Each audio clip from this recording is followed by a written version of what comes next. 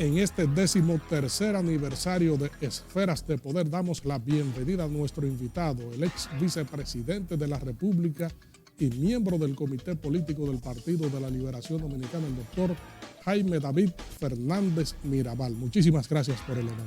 No, gracias a usted, gracias a todos los televidentes. 13 años ya es un adolescente.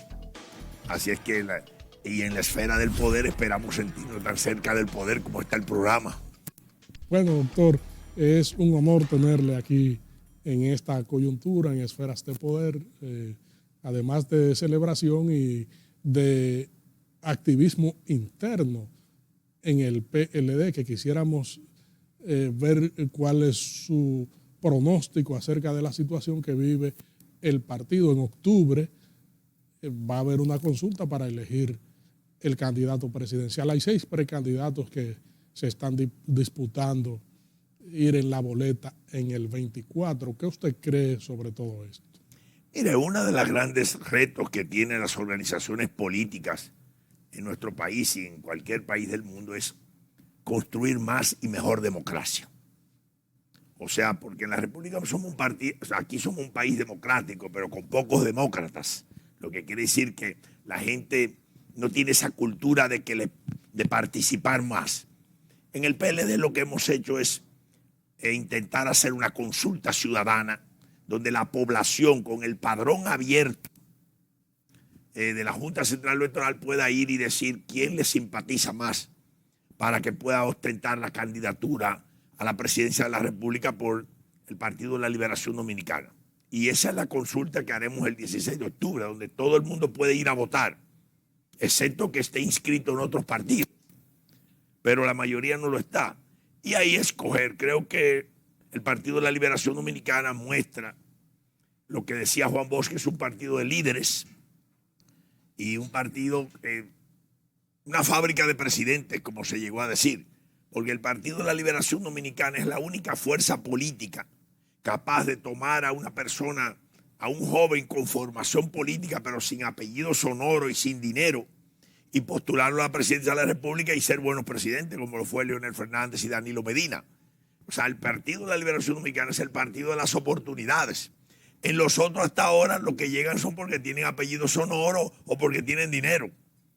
Pero el Partido de la Liberación Dominicana es el que ha mostrado que puede valorar las condiciones de formación política. Y en eso estamos en este momento. Mucho entusiasmo, mucha gente en la calle moviéndose. Por una parte el partido como institución, moviéndose en el proceso de reorganización, y por otra parte las aspiraciones, los aspirantes y las aspirantes nuestros, pues moviéndose, recolectando simpatía, planteando ideas, planteando propuestas, y creo que ese es un proceso que va bien y dice mucho del Partido de la Liberación Dominicana.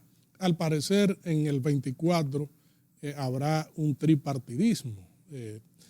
Por el PRM, Luis Abinader se da por descontado que no sea el candidato presidencial, pero por la fuerza del pueblo, el virtual candidato es el expresidente Leonel Fernández. Queda entonces el PLD. ¿Cómo se barajaría ese ajedrez ahí? Bueno, en realidad hasta ahora no hay tripartidismo. Hasta ahora usted sale a hacer una encuesta de partido y aparece el PRM y PLD por encima del 30% en cualquier encuesta. Y la FUPU, bueno, en una aparece 12%, o sea, es una fuerza minoritaria hasta ahora. Bueno, de aquí al 24 esa es su aspiración. Ese es el proceso que debe tener todo partido, que es crecer, y eso aspira a crecer el Reformista, el PRD también, pero hasta ahora hay 2 grandes partidos aquí. Luego la Junta reconoció a otras 2 como fuerza mayoritaria, pero en las encuestas hay 2 fuerzas mayoritarias. Y yo creo que, pero en este momento, si lo comparan personalmente y comparan al presidente Abinader y al Leonel Fernández y con uno de los de nosotros, lógicamente la candidatura ahí se ve como que son 3, porque el PLD no ha elegido una candidatura presidencial, por tanto, compararlo en este momento no es lo correcto. O sea, no es científico, pero hay algunos que lo hacen porque todo el esfuerzo, y si yo estuviera en la posición de los que están en tercero, fuera el tratar de colocarme como que puedo ganar. Y eso es entendible. Pero hasta ahora hay dos partidos mayoritarios aquí. Esa es la realidad. Vamos a ver. Y respecto a la gente habla a veces de que, bueno, y si se van a aliar o no aliar. En béisbol, usted nunca ha visto a nadie que se cuadre para tocar, que haya dado un cuadrangular, nunca. Se cuadró para tocar. Nosotros en el PLD estamos cuadrados para cuadrangular. Ahora, si la pegamos en la pared y no anotamos, veremos cómo anotamos luego. Pero la estrategia del Partido de Liberación Dominicana y la fuerza que tiene es para ganar en primera vuelta. Para eso luchamos. Lógicamente estamos a 2 años del proceso electoral. Hacer pronóstico todavía no está. Pero con la inflación, los apagones, la improvisación, nos están dando una ayudita buena. Porque la gente ve en el PLD, dice, pero eso no pasaba en el PLD. Los hijos míos que van a cumplir 24 años no conocían la humeadora. Yo le enseñaba en el campo la humeadora. Y le expliqué era eso, el anafe, porque la gente había dejado de usar carbón, había dejado de usar la lamparita de gas. Y con los apagones, la crisis del gas, la gente ha vuelto. Y de alguna manera eso nos da una gran ventaja. Pero hacer pronóstico de aquí a 2 años, hasta ahora lo que le puedo decir es lo que es seguro. Hay 2 partidos mayoritarios. Y como partido funciona el PLD, porque el de gobierno es una agrupación política, pero que usted va a muchísimo campo y no tiene presencia como comité de base en ese campo. Por tanto, un reto del PRM era fortalecer su estructura, que veo que ahora lo están intentando. Pero en el PLD sí hay fuerza y presencia en cada campo, en cada comunidad de este país. ¿Siente usted o siente el PLD mucha fortaleza institucional para vadear este proceso interno sin ningún inconveniente? Bueno, hasta ahora sí. No veo ningún inconveniente, todo va bien. La Comisión Nacional Organizadora cuenta con el aval y también con la participación de los diferentes representantes de las posibles candidaturas. Y hacer una consulta ciudadana es un modelo, es una idea genial de poner a participar al pueblo en una decisión que la podría tomar solo el Partido de la Liberación Dominicana. Sin embargo, no queremos tomarla solo, queremos que la población participe en esa decisión. Por tanto, institucionalmente vamos bien. Vamos bien. Y siempre hay riesgo, porque en un país, ya le digo, recuérdese que nosotros fuimos a un proceso electoral en octubre del 2019 y elegimos ahí a todas las candidaturas, senadores, diputados, síndicos, y a la presidencial. Y en la única que hubo de que un algoritmo fue la presidencial. Después todas las otras, todo el mundo estuvo conforme. Bueno, ya eso depende de la capacidad democrática de cada uno. Pero ahora creo que hay un buen ambiente, un excelente momento. Si las elecciones o la consulta interna fuera hoy en el PLD, ¿cuál sería el candidato? Bueno, mire, mi posición, yo estoy en favor de una candidatura de la compañera Margarita Cedeño, porque fue vicepresidenta 2 veces, una mujer de mucha formación, ha mostrado eficiencia en lo que hace. Entonces cualquier pronóstico que yo diga va a decir, pero porque está parcializado. Pero en realidad en todas las encuestas, Margarita Cedeño sale en primer lugar de las simpatías populares. Luego de ahí, a la realidad de que la gente vaya a votar o no en la consulta popular, es otro escenario. Y los compañeros que son muy buenos, los que están, y las compañeras también, pero vamos a hablar de los 3 que están puntuando mucho. Esos otros 2 compañeros también tienen grandes capacidades y son excelentes. Pero en este momento la gente piensa que Margarita fue vicepresidenta 2 veces, leal al compañero Danilo Medina y al gobierno más que nada, en las políticas sociales muy buenas, y eso le da una ventaja comparativa, más conocida en toda la población. Es más fácil de salir a vender el producto cuando la gente lo conoce que cuando no. Pero en realidad, vuelvo y le digo, el PLD ha mostrado una grandiosidad de tener unas candidaturas posibles tan buenas a 2 años de un posible proceso electoral. Frente a todo esto, tanto el activismo interno del PLD como a los procesos que encamina el Ministerio Público contra exfuncionarios, ¿cómo podemos balancear estas 2 vertientes políticamente hablando? Bueno, en realidad, mire, Yo recuerdo cuando el doctor Balaguer agarró a Jorge Blanco y lo sometió. Y bueno, ¿qué paró eso? Y luego cuando el Hipólito Mejía sometió a los de nosotros después, ¿qué paró eso? Y luego nosotros sometimos por el plan Renova y fue la única vez que logró una condena y después lo indultamos. ¿En qué paró eso? Indultos. Y después ahora, vamos a ver, ojalá haya una actitud seria de querer hacer justicia. Ojalá. Y si le demuestra la justicia que son culpables a los que han sometido, entre los cuales no hay ninguno del Comité Político del Partido de la Liberación Dominicana y muy pocos del Comité Central, entonces si le demuestran, pues que cada uno pague, porque en el PLD, desde que entrábamos en los organismos, tomábamos decisiones colectivas, pero teníamos responsabilidad individual. Decíamos, cada uno debe vender 5 periódicos, pero cada uno debía pagar sus periódicos.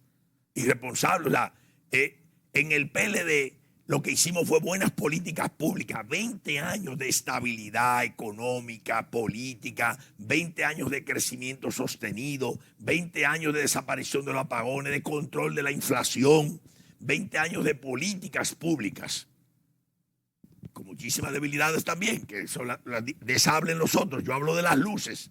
20 años es un legado del PLD. Ese es el reto que tienen los que están hoy. Ir haciendo cosas que los recuerden. Entonces la gente cuando ve esto piensa en el PLD. En el PLD. Entonces, si los procesos van o no van judiciales, ojalá. Y creo que hay un ministerio público que trata de ser responsable. Vamos a ver qué dicen los jueces. Porque acaba ahora el Partido de la Liberación Dominicana como partido, del que yo estoy orgulloso. Lo que tiene son muchos hechos posibles, muchas cosas que hicimos para mejorar el país. Las carreteras, las vías de comunicación, o sea, las políticas en favor de la reducción de la pobreza. Recuerden que haber reducido la pobreza crítica, no la pobreza crítica, la indigente, de un 12% a un 3%, 3 puntos y pico por ciento. Eso es un logro que nadie puede decir que no. Entonces, esa es la importancia. Los procesos que sigan su curso. Como decía Rodriguito, que no lo conoce la joven generación, y que la vida no se detiene, prosigue su agitado curso. Regresamos en breve con esta interesantísima comparecencia con el ex vicepresidente y miembro del Comité Político del PLD, el doctor Jaime David Fernández Mirabal. Usted no puede decirle que sí a todo el mundo, no puede querer estar en buena con todo el mundo, porque hacer un análisis de 2 años de gobierno es fácil para el que está en la oposición, como yo decía, no, malo, todo malo, no. Hay que saber que fue un momento difícil en el que el gobierno llegó. Una pandemia, los gobiernos no han salido bien de ahí.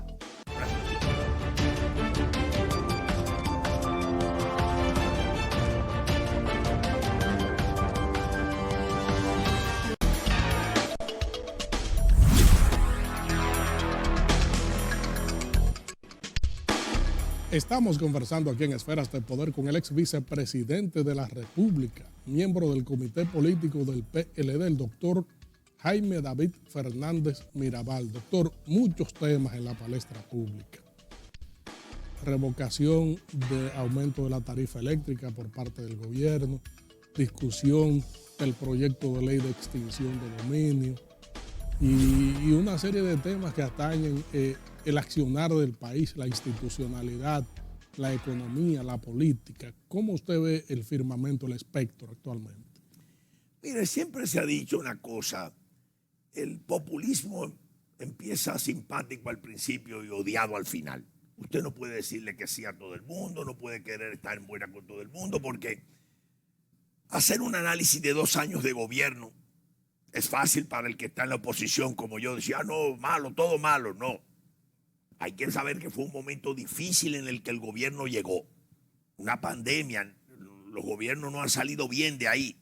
Una situación, pero si usted además de eso quiere complacer a todo el mundo sabiendo que las finanzas no son las mejores, no puede decir que todo el mundo no puede ir a los pueblos a decir sí a todo porque no es posible.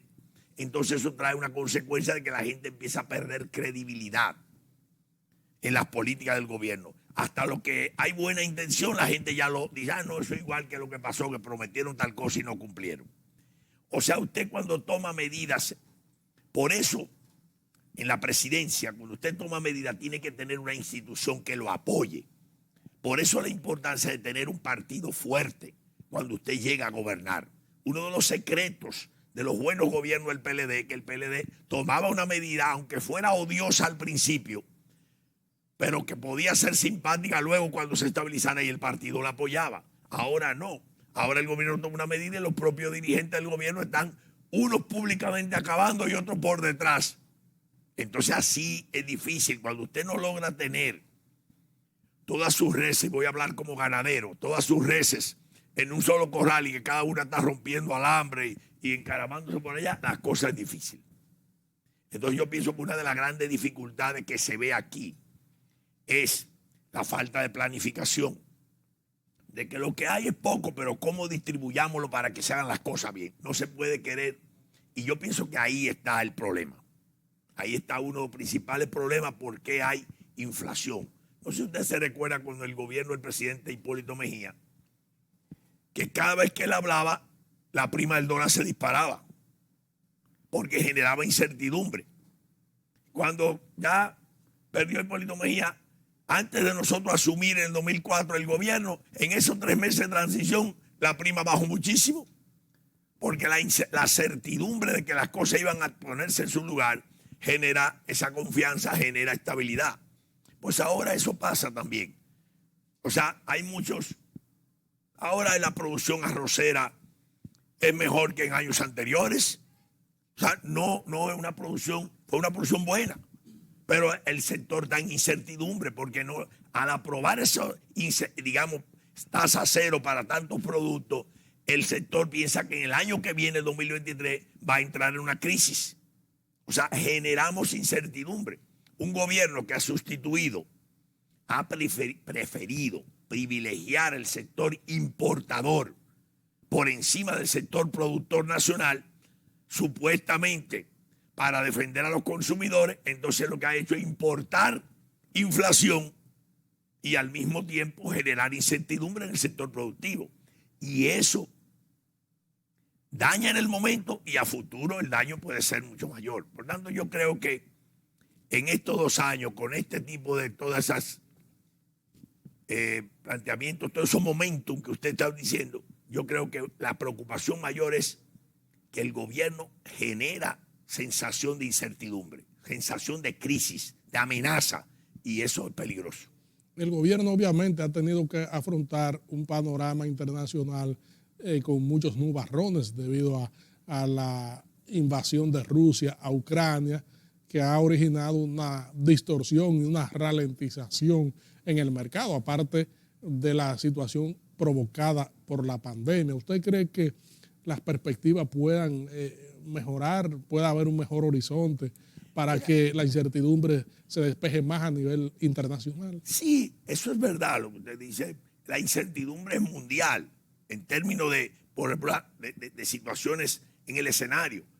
Pero aquí la inflación ya está casi en el 9 punto y pico, y en Guatemala, que es la misma amenaza, está en 3.06, y en Costa Rica está en 3.1. Entonces usted dice, ¿por qué 2 países parecidos a los nuestros la inflación está tan baja con las mismas amenazas y la misma pospandemia, y aquí no? Porque aquí el equipo económico no se pone de acuerdo. Por suerte que en el Banco Central, que se mantuvo el mismo equipo, mantiene unas políticas adecuadas, coherentes, estratégicas, y han logrado mejor control. Por eso la prima del dólar ha estado controlada, pero la inflación se está comiendo lo otro. O sea, el equipo económico no logra ponerse de acuerdo. Por lo que le dije, aquí cada uno está rompiendo alambre por este lado y la otra vaca encaramándose en el potrero por aquel lado. O sea, así es difícil cuando usted no lo... Este es el gobierno que más consejos de gobierno ha hecho. Cuando ya llevaban, no sé cuánto, el mes pasado ya habían hecho 19 consejos de gobierno. Porque el presidente nota que ahí está y trata de unificarlos, pero hay descontrol, y eso es una amenaza mayor que la guerra de Ucrania y Rusia. Esa es una amenaza mayor para la República Dominicana, el hecho de que haya un gobierno que no da señales claras de hacia dónde quiere ir. Mire, el presidente fue a La Vega, y el puente que entra de La Vega para la provincia de Hermanas Mirabal se estaba muy deteriorado. Cuando el gobierno pasado le pusieron un refuerzo, pero eso se demostró que el refuerzo sostiene, pero no es una estrategia. El presidente mismo ordenó. Tiene casi 2 años y el puente a medio talle, la compañía Nivá dice que no le pagan. A mí me luce que es una compañía irresponsable, porque yo he averiguado y en el ministerio dicen que ellos cubren. Entonces, cuando usted ve que ese tipo de cosas la ven en todos los pueblos, de que el presidente fue y ordenó una obra y en ese pueblo no han visto los resultados de esa obra, pues la gente piensa, pero acá es que no respetan al presidente, que el presidente dice una cosa y el otro hace otra. No, yo creo que a la larga hay una incoordinación profunda entre lo que se dice y lo que se hace. Entonces, eso es una amenaza grande para el país. ¿Cómo usted ve la discusión, por otra parte, del proyecto de ley de extinción de dominio y los temas que se han abordado, la buena fe en términos de adquisición de un bien, la retrospectividad y la retroactividad? Hay una serie de temas ahí en ese proyecto de ley. Esa ley es un gran avance. Sí. Pero se quería machacar en el Senado de la República. Ahora usted ve en los diputados se pusieron de acuerdo todos y la aprobaron a unanimidad. O sea, en el fondo, todo es sentarse a dialogar, pero tienen que sentarse a dialogar pensando en el país, no en la coyuntura. Entonces, después de escuchar mucha gente, querían pasar una ley que no se puede pasar con una mayoría simple e imponerla. Y creo que hemos llegado. Por eso yo creo tanto en el diálogo. Por eso creo que es tan importante sentarnos a dialogar. Pero vea usted cuáles han sido ve qué buenos resultados tuvo en la Cámara. Sin embargo, ¿cuáles han sido los resultados del diálogo del Consejo Económico y Social? Porque se paraliza, se llevan cosas ahí por conveniencia. Porque la gente piensa, bueno, lo que se quería era sacar por detrás el proyecto de modificación constitucional. Y como se abortó, ya entonces no siguió ningún otro diálogo. Entonces, hay que a veces, la política yo sé que es como el fútbol, que tú amagas por este lado, te puedes meter por el lado. En el béisbol tú no puedes hacer eso. O sea, en la política hay cosas que tú puedes hacerlas, pero no juegues demasiado con ellas. Porque entonces la gente te pierde confianza. Cuando usted dice que se abortó el proyecto de reforma constitucional, es que no hay posibilidad de que un diálogo pueda consensuarse. Ya no se habla de eso y eso no es prioridad para el país en este momento. La prioridad para el país es el control de la inflación, es la estabilidad del país económico y social, que recupere paz social. O sea, eso es lo importante para nosotros. Pero tampoco con políticas demasiado sumisas. ¿Cómo es posible que el presidente de la República diga públicamente que China no tiene derecho a invertir en el sector comunicación, en el sector puerto, en el sector... usted no puede decir eso. Si usted quiere, hágalo como política, pero no lo diga, porque eso es no saber aplicar las ventajas comparativas que un país tiene cuando tiene relaciones con diferentes países. O sea, creo que voy a decir que siempre el diálogo es posible. Ahora, el diálogo en lo de la modificación constitucional, todo el mundo vio que eso no era no hay que modificar la Constitución para tener un ministerio público independiente. ¿O no es independiente el que está? O sea, no, porque eso es, en Estados Unidos el fiscal general lo nombra el presidente de la República. Y en España, en muchos países, eso no es verdad, que haya que modificar para eso. Pero habrá cosas que habrá que modificarlas, pero no quiere decir que son prioridades para nada. Ahora, la prioridad es sí mantener un diálogo permanente entre las fuerzas políticas para evitar alteración de la paz pública. Discutir, seguir discutiendo, aunque parezca un diálogo de solo, seguir discutiendo políticas de seguridad ciudadana. Seguir discutiendo políticas económicas, porque a veces lo de la oposición criticamos por criticar a veces, y eso no es así.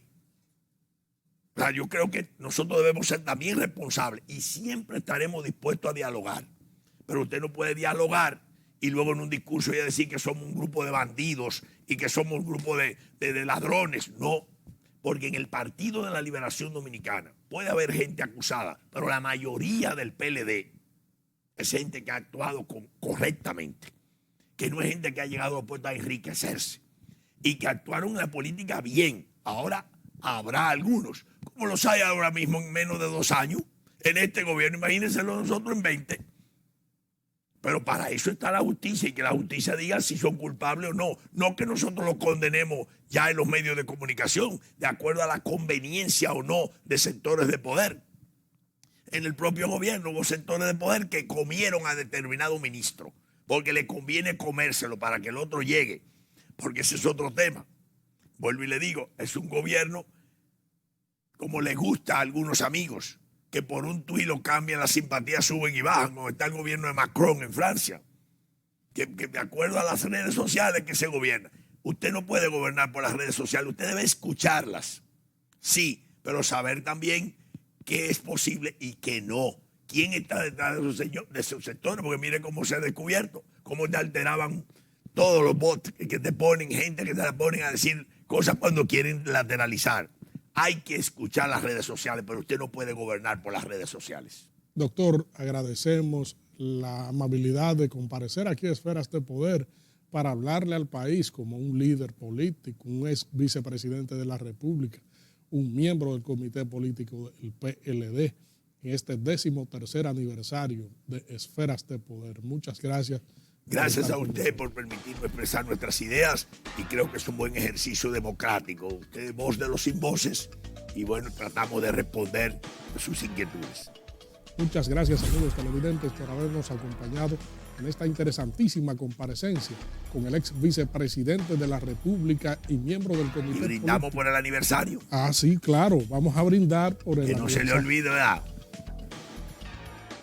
Muchas gracias Por la salud del pueblo dominicano y de este programa. Proseguimos con nuestro contenido.